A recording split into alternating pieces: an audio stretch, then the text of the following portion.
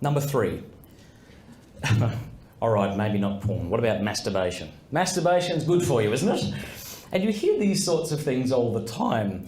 I've heard people say everything from it reduces the risk of prostate cancer to, cleans up the skin.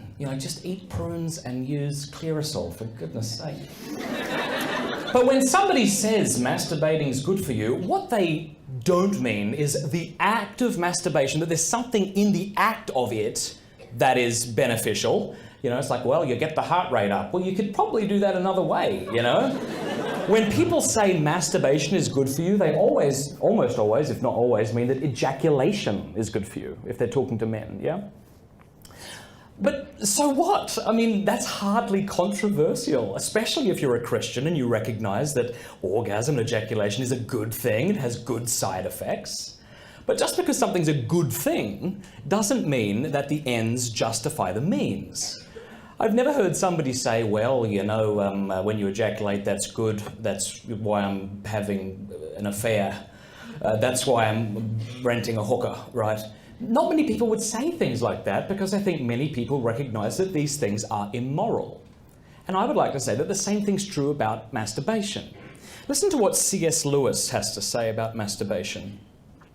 Quote, "The real evil of masturbation is that it takes an appetite which, in lawful use, leads the individual out of himself to complete and correct his own personality and that of another, and finally in children and even grandchildren, and turns it back.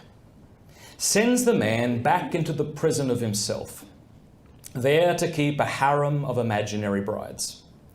And this harem, once admitted, works against his ever getting out and really uniting with a real woman.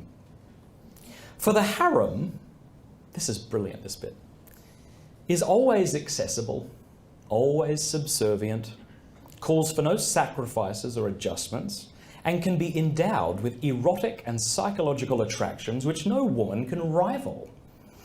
Among those shadowy brides, he is always adored, always the perfect lover.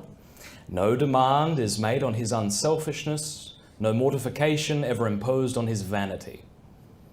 In the end, they become merely the medium through which he increasingly adores himself. After all, almost the main work of life is to come out of ourselves, out of the little dark prison we are all born in. Masturbation is to be avoided, as all things are to be avoided which retard this process. The danger is that of coming to love the prison." Number 4, pornography is adult entertainment.